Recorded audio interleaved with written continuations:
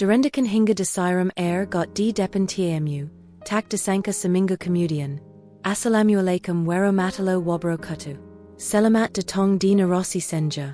Yang sudah like, comment, dan subscribe saya doakan rezekinya lancar, hutangnya lunas, dan selalu diberi kesehatan. Sebelum kita lanjutkan kisahnya, absen dulu kalian nonton dari kota mana, tulis di kolom komentar. Bismillah, mari kita mulai kisahnya sekarang. Pagi itu matahari menembus tirai tipis kamar tamu di lantai 2. Rani duduk di tepi ranjang, mengenakan daster bersih bermotif bunga kesel, rambutnya masih sedikit basah karena baru keramas. Ia memandangi tumpukan map lamaran kerja di meja sudut, menarik napas dalam-dalam, lalu berdiri dan merapikan tempat tidur yang sudah ia tempati selama 3 bulan terakhir. Di luar kamar, terdengar di rap langkah sepatu hak tinggi menyusuri lantai marmer.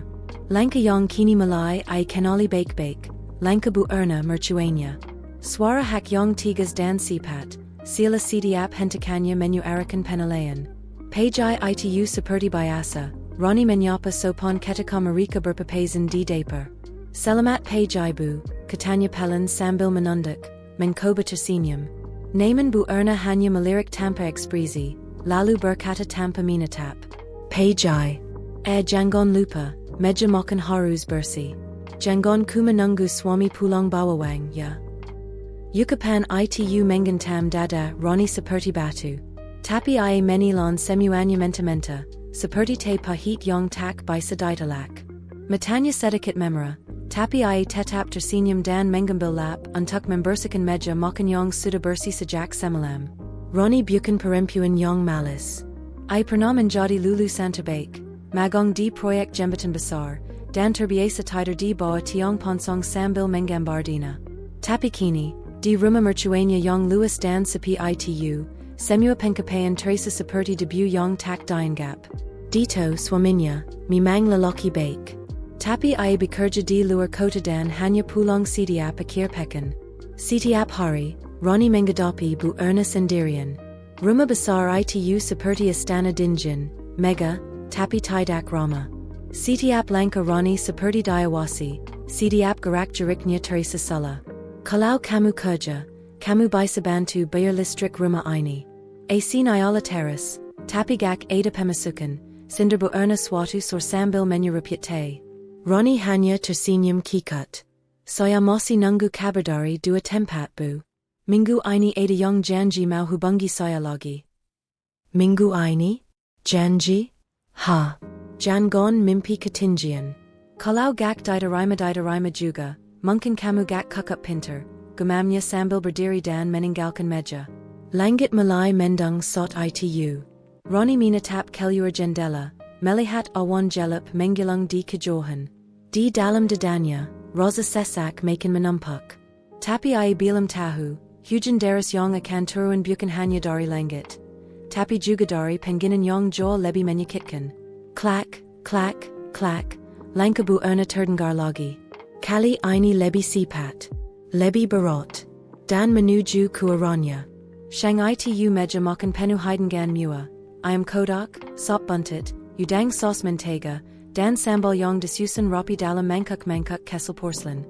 Aroma masakan memenuhi ruangan, berpadu dengan dinginnya udara dari AC Central yang membuat ruang makan terasa seperti galeri. Di ujung meja, Bu Oleh duduk anggun dengan gaun semi-formal warna maroon, perhiasan emas berkilau di pergelangan tangannya. Di sekeliling meja duduk pula keluarga besar Dito, ada 2 tante, 1 om, dan sepupu-sepupu dari luar kota yang datang untuk arisan keluarga. Rani duduk di samping Dito, mengenakan blus sederhana warna krem dan celana panjang longgar. Ia sudah membantu menyiapkan meja sejak pagi, memastikan semuanya tersaji dengan rapi. Silakan, Bu Oleh membuka akara makan siang dengan senyum penuh wibawa, lalu melirik ke arah Rani. Rani juga ikut duduk. Kan hari-hari biasanya juga duduk teras ya? Katanya dengan nada ringan namun menahak. Beberapa sepupu menahan senyum. Salah satu tante tertawa kesel, menyutup mulut dengan serbet. Rani mencoba menertawakannya juga, tapi matanya tidak bisa berbohong. Ia menunduk, memasukkan sendok ke nasi perlahan, sila mencari tempat sembunyi dalam piring makannya sendiri. Dito, kamu kerja sampai malam, pulang bawa laptop, motomera teras. Tapi di rumah, istri ngapain? Rebahannya sayang? Sinderbu erna lagi, kali ini sambil memotong daging dengan rapi. Tawa tipis kembali terdengar. Suasana makan siang yang semula hangat kini berubah jadi tegang. Dito meletakkan garpunya dengan suara kesal namun tegas. Bu Rani itu. Tapi sebelum kalimatnya selesai, Rani menyentuh tangan Dito. Tatapan Rani lembut tapi kuat. Ai menggeleng kesal, memberi isyarat untuk diameter. Bibernya tersenyum, tapi matanya menyimpan luka yang dalam. Ai tahu, jika Dito membela, justru akan memperkeruh suasana. Ai sudah terbiasa menelan pahit sendirian. Suara garpu dan sendok kembali terdengar, tapi tidak seramai tadi. Omnya Dito mencoba mencairkan suasana dengan cerita lucu, tapi tak satupun tawa terdengar tulus. Rani mengunyah perlahan sambil menjadipkan matanya beberapa kali, mencoba menahan air yang mulai menggenang di pelupuk. Satu-satunya suara yang terasa nyata di kepalanya hanyalah kalimat Bu Erna. Kalimat yang mengiris lebih tajam dari pisau steak di tangannya. Dan saat ia menali ke arah dapur untuk mengambil ia tak tahu bahwa pengginan itu baru permulaan. Karena di balik tembok rumah ini, rasa hormatnya sedang dikiki satu demi satu. Beberapa hari setelahnya, ada tamu datang dari Jakarta. Saat itu Dito sedang bekerja dan tidak pulang ke rumah. Hujan rintik-rintik turun membasahi halaman rumah mega bergaya klasik itu.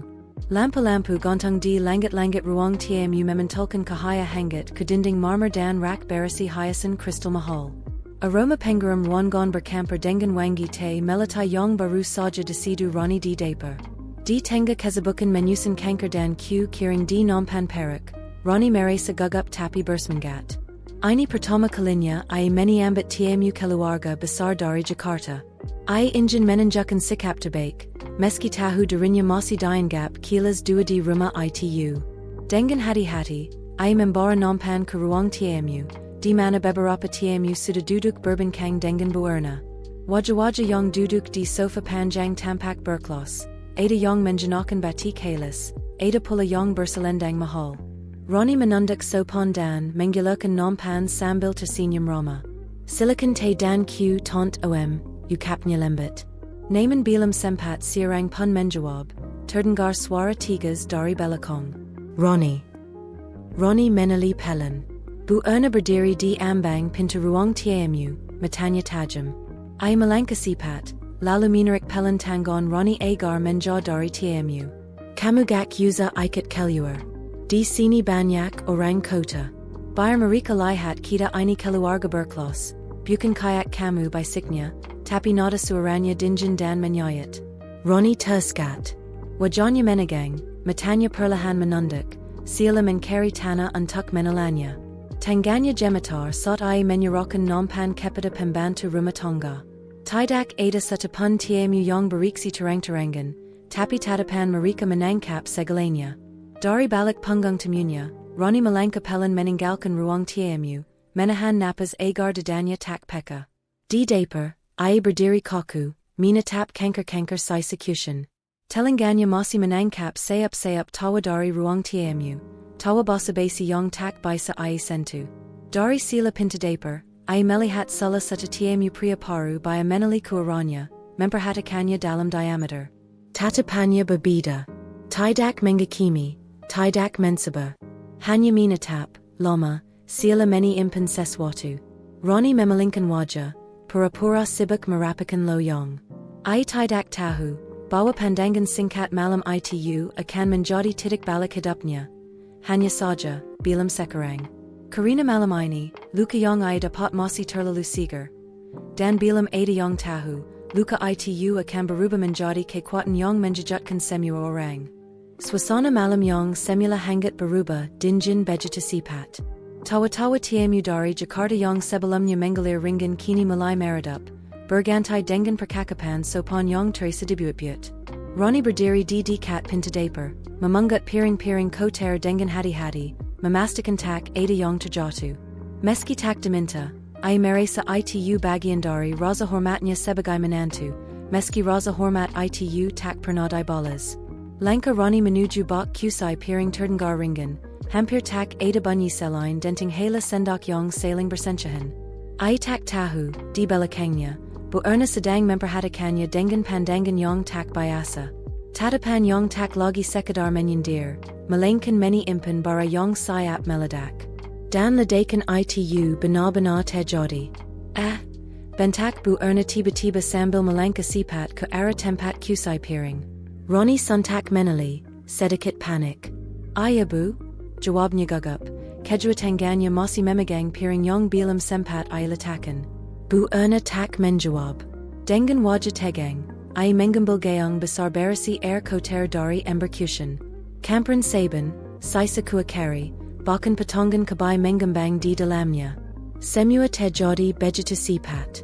Keplash. Air Comberan itu tanpa mengenai tubuh Rani dari dada sampai ke lutut. Baju kremnya langsung berubah warna, bau amis langsung menyusuk hidung.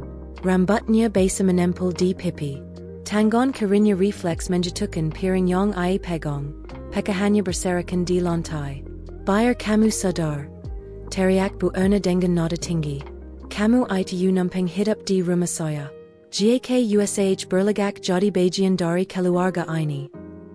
Rongon jadi suami. Tmu yang duduk di ruang tmu langsung berdiri, tak percaya dengan apa yang baru saja mereka saksikan. Salah satu teman mencoba menggentikan Bu Erna dengan pelan, bak odar, kukup, tapi suaranya tenggelam oleh keheningan. Rani berdiri memetung. Nafasnya terputus-putus, matanya terbuka lebar. Air Comberan menitis dari ujung dagunya. Tidak ada kota keluar dari mulutnya. Tidak juga dari tamu yang menyaksikan. Hanya isakan kesel yang mulai terdengar dari dalam dirinya. Pelan. Lalu membesar. Tapi ia tidak menangis. Tidak di depan mereka. Dengan tangan yang masih gemetar, Rani menunduk mengambil pecahan piring. Tangannya tergores, tapi ia tak merasa sakit. Hanya satu hal yang berdenyut kuat dalam dadanya, harga diri. Yang berurusan di kabik, diinjak, dan disiram kotoran. Tamu dari Jakarta yang tadi menetapnya lama, kini berdiri dan melihat langsung ke arah Rani. Tatapannya berubah, bukan iba, tapi ada kekaguman yang dalam. Ia seperti melihat sesuatu di balik air Comberan itu. Sesuatu yang belum terlihat orang lain. Dan Rani tanpa sadar, baru saja menyalakan bara kesel di dalam dirinya. Bara yang akan menyala terang. Lebih cepat dari yang siapa pun duga. Langkah Rani pelan saat menaiki anak tangga menuju lantai 2. Setiap tapaknya terasa berat, sila menapaki sisa-sisa harga diri yang berserakan. Bau amis air Comberan masih melekat di kulitnya, menempel di rambut, dan menyisakan hidung. Tapi lebih dari itu, yang paling menyakitkan adalah tatapan tamu yang ia hormati. Tatapan kasihan yang terasa seperti belati yang menggores pelan-pelan. Begitu tiba di kamar, ia menggunci pintu dan bersandar pada dinding, tubuhnya perlahan melangkah ke lantai. Udara di ruangan terasa pengap, tidak karena suhu, tapi karena semua yang ia tahan sejak yang tadi akhirnya tanpa dalam diameter. Air matanya mengalir deras, tapi tak ada suara. Tangis itu hening, seperti Isaac seorang perempuan yang lila bukan karena kala, tapi karena terlalu lama memikul luka yang tak terlihat. Ia mengganti bajunya pelan. Membuang pakaian yang tadi dikenakan ke keranjang cushion sila membuang serpihan pengginan yang masih melekat. Lalu duduk di meja kesel di kat jendela, membuka lasi, dan mengambil selembar kertas putih bersih. Tangannya sempat ragu. Tapi akhirnya pena itu bergerak. Sayang tulisnya. Aku tahu kamu akan marah saat baka ini. Tapi tolong jangan marah pada ibumu. Aku kuma. Buta ruang. Bukan karena aku ingin kabar, atau karena aku lima. Tapi karena aku takut. Takut kehilangan rasa hormatku sendiri pada orang tuamu. Dan aku gak mau itu terjadi. Kalimat itu terhenti beberapa detik.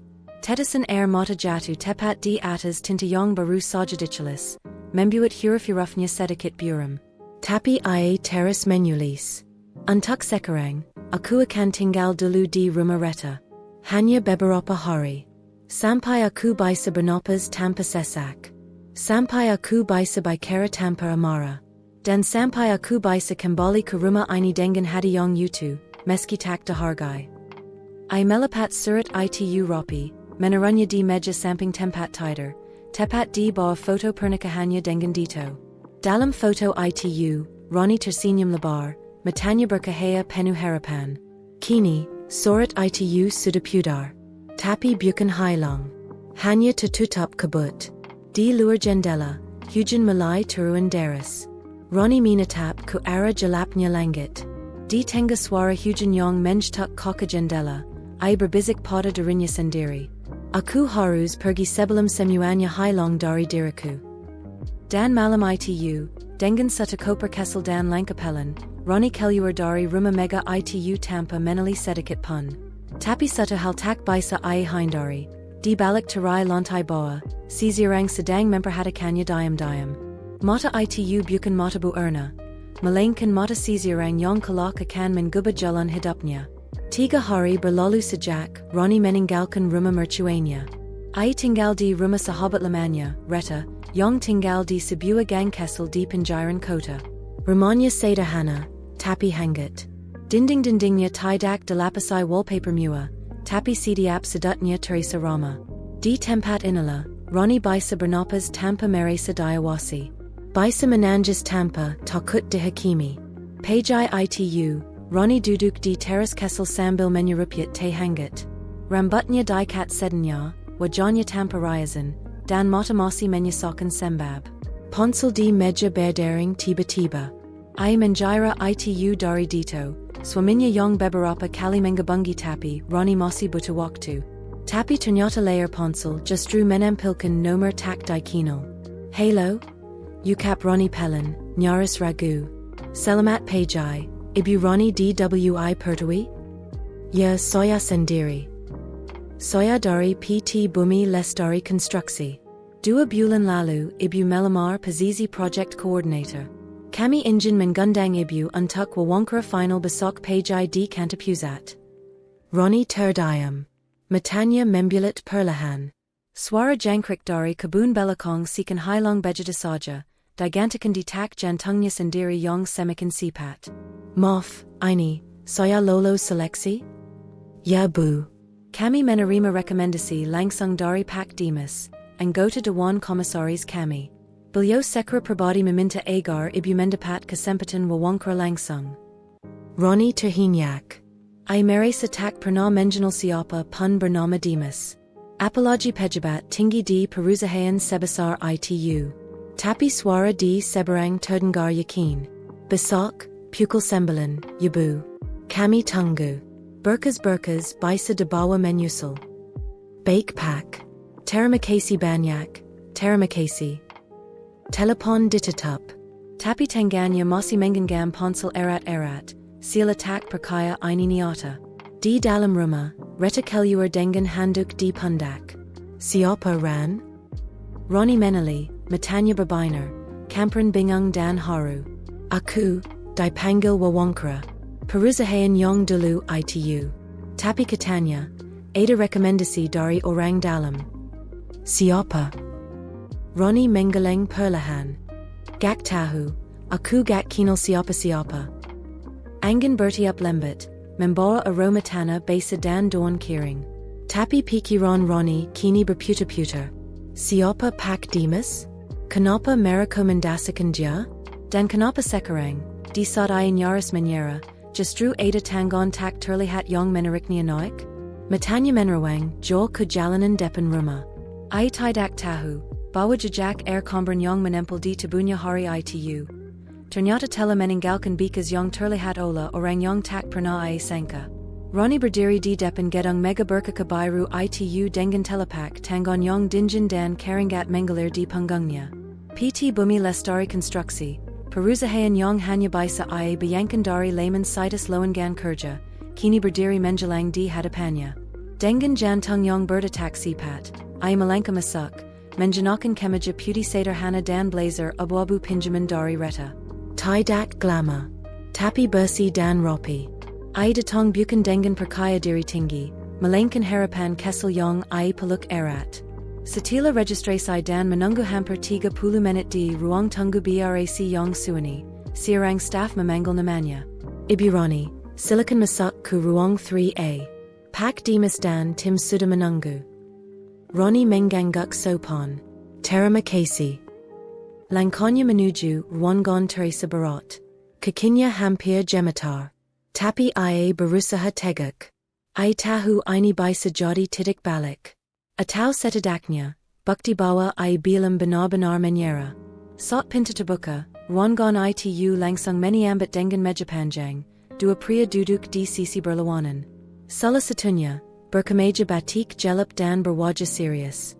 Satunya lagi, yang membuat Rani tertegun seketika, adalah pria paruh baya dengan rambut sedikit berubah, duduk santai sambil tersenyum. Matanya membulat. Napasnya tertahan. Itu, pria yang malam itu duduk di ruang tamu rumah Bu Erna. Tamu dari Jakarta. Pria yang diam-diam memperhatikan saat ia disiram air Comberan dan berdiri biku tanpa satu kata pun. Ibu Rani, silakan duduk, ukapnya Rama, suaranya berat tapi hangat. Pak, kita pernah. Ya. Saya tamu yang malam itu duduk di sofa tengah, menjenakan jas abu-abu. Saya ingat betul. Rani menilon luda. Ia duduk pelan, menjaga postur tubuhnya tetap sopan meski pikirannya campur aduk. Saya tidak bisa diam waktu itu. Tapi saya bisa bertindak sekarang. Saya melihat bagaimana Anda diperlakukan di depan umum. Tapi saya juga melihat hal lain, yang jauh lebih penting. Anda tetap diameter. Tenong. Bermartabat. Rani menatap pria itu, matanya mulai memerah. Tangannya menjepul di pangkuan. Banyak orang pintar di negeri ini, lanjut Pak Dimas. Tapi tak semua punya karakter sekuat itu. Dan jujur saja, itu nilai yang jauh lebih langka daripada sekadar IPK. Pria di sebelah Pak Dimas mengangguk. Kami sudah telah CV Anda. Pengalaman magang Anda luar biasa. Bahkan proyek jembatan di tahun 2021. Anda ikut din awalnya ya? Iya Pak, jawab Rani pelan. Kalau begitu, kami ingin tawarkan langsung. Posisi project leader untuk pembangunan jembatan di Kalimantan Timur. Gaji sesuai standar nasional, plus akomodasi dan tim. Rani menyetop mulutnya dengan tanggon. Air matanya jatuh, bukan karena sedih, tapi karena ia tak percaya semesta bisa membalas begitu halus dan elegan. Ini, beneran Pak? Pak Dimas tersenyum. Beneran. Dan saya percaya, Anda akan membuktikan bahwa perempuan muda bisa berdiri tanpa harus menyeram orang lain dengan kotoran. Rani tertawa kesal di balik tangisnya. Dunia seperti memutar balik, dari Hinon ke Penggargan, dari air Comberan ke jilar pemimpin proyek nasional. Pajai itu, langit sira. Matahari menembus jendela ruang makan rumah Bu Erna, memantul di permukaan meja marmer yang penuh dengan hidangan sarapan, roti gandum panggang, omelet, buah potong, dan teh panas yang menjepul. Di sudut ruangan, televisi LCD 60 inci menyala seperti biasa, menayangkan berita pajai dari seluruh nasional. Bu Erna duduk sendirian. Dengan payama satin warna biru muda dan rambut disanggul rapi, ia menyandarkan potongan papaya ke mulutnya sambil sesekali melirik layar televisi. Wajahnya datar. Hampa. Tak ada suara selain denting sendok dan suara pembaca berita yang membakakan berita ekonomi dan infrastruktur terbaru. Sampai satu kalimat menggetarkan suasana. Dan berikut kami hadirkan sosok perempuan muda inspiratif yang kini menjabat sebagai project leader termuda dalam pembangunan jembatan nasional Kalimantan Timur, Rani Dwi Pertiwi. Sendok di tangan Bu Erna terhenti di udara. Ia menali ke layar, matanya membesar, rahangnya mengiras.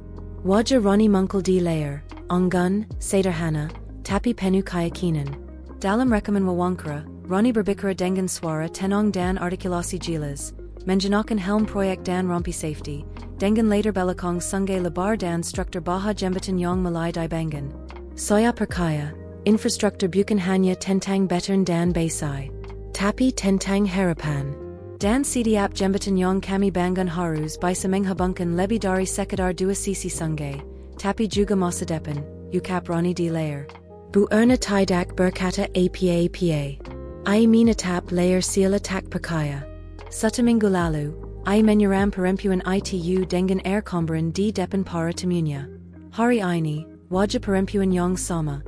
Muncul di Seluruh Negeri Sebagai Simbol Kebangkitan. Tiba-tiba Ponselnya Berdering. Nama Kak Lucy, Adik Kandungnya dari Jakarta, Muncul di Layer. Aina. Astaga, Itu Beneran Rani? Menantu kamu? Subhanallah, Hebat Bangkit. Suara entusias dari Seberang Langsung Menyerbu. Bu Erna Menilon Luda. Ayah, kayaknya, ayah. Waktu aku ke rumahmu Itu, aku odar raza anak Itu beda. Tapi kamu molakukin, ya ampun. Kamu harus bangga na. Itu prestasi lo. Masuk berita nasional. Bilam sempat menjawab, grup WhatsApp keluarga besar tiba-tiba ramai. Menantumu masuk TV na. Asterisk. Karen Bangkit. Gakni angka anak Itu bisa sampai sejatu. Asterisk. Kapan-kapan kenalan dong, bisa ajak sharing ke anak-anak kami. Asterisk. Bu Erna Menatap Ponselnya lama. Tangganya Jematar sedikit. I menali lagi ke arah televisi, melihat Rani yang sedang tersenyum dalam klip liputan. Senyum yang pernah I remakan, pernah I rendakan, pernah I siram dengan kotoran. Dan dalam keheningan Itu, Bu Erna menyadari, Comberan yang I gunakan untuk menjatuhkan, justru menyebarkan semangat yang kini mekar di hadapan seluruh negeri. Di luar jendela, seekor burung pipit kesel hinggap di pagar balkon. Lalu terbang. Bebas.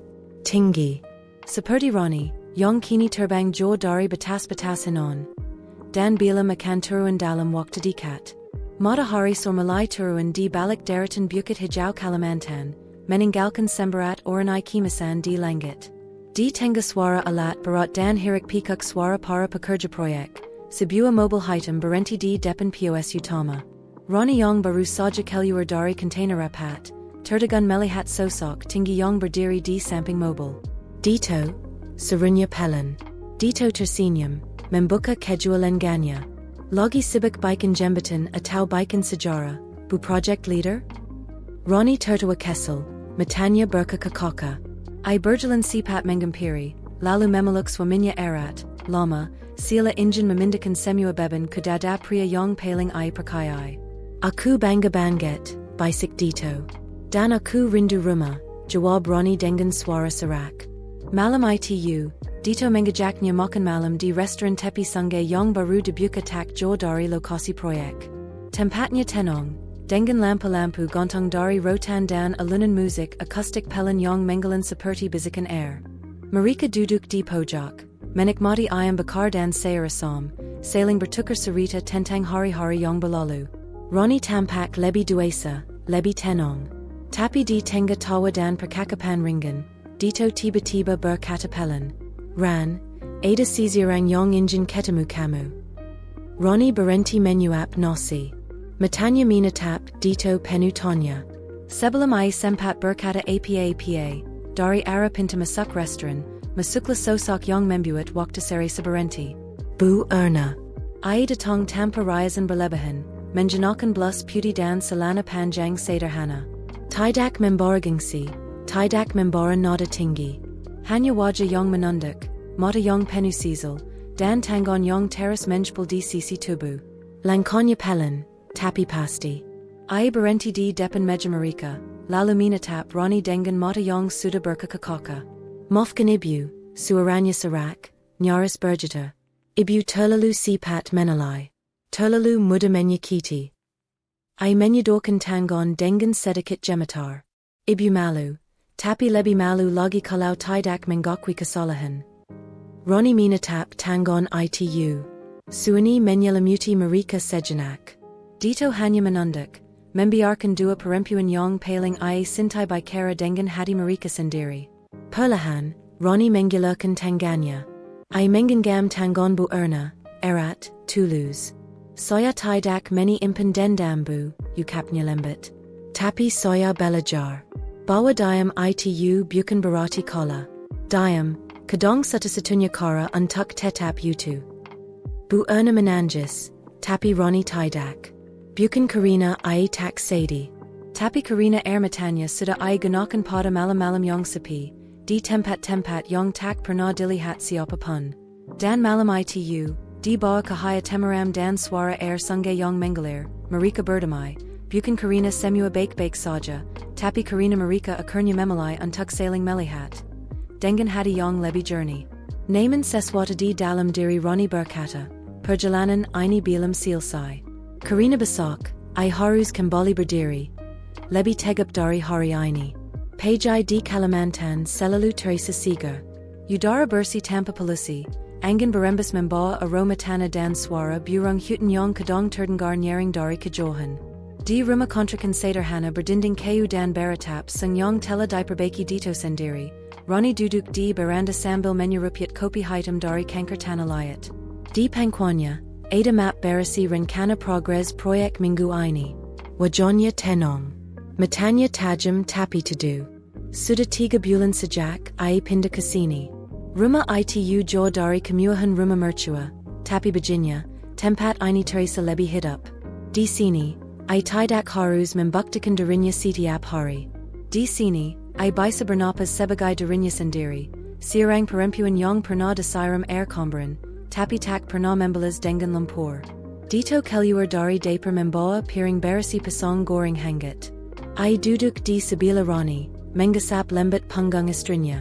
Bu project leader kita bilang tidur sejak jam 5 pagi ya? Rani tersenyum. Kalau jembatannya jadi, aku mau ajak anak-anak sekolah lihat langsung. Biar mereka tahu, perempuan juga bisa bangun masa depan. Suara motor terdengar dari kejauhan. Tak lama, sebuah mobil kecil berhenti di depan rumah. Dari dalamnya, keluar sosok yang dulu sering membuat Rani merasa kesal. Tapi kini, langkah perempuan itu terasa berbeda. Assalamualaikum. Waalaikumsalam bu, sahat Rani sambil berdiri, tersenyum lebar. Bu Erna datang membawa rantang penuh makanan, sayur loda, ikan bakar, dan sambal buatan sendiri. Rambutnya disanggul rapi, wajahnya lebih bersih tanpa lapisan makeup tebal seperti dulu. I menyodorkan rantang sambil tersenyum kanggung. Ibu masak loda pakai labu sayam kesukaan kamu. Semoga gak kizanan, katanya pelan. Pasti enak bu. Terima kasih, jawab Rani, menerima dengan dua tangan. Mereka masuk ke dalam rumah, duduk bertiga di ruang tamu kecil yang hangat. Dito mengambil teh dan menyajikannya ke semua. Tidak ada pembicaraan besar. Tidak ada permintaan maaf ulang.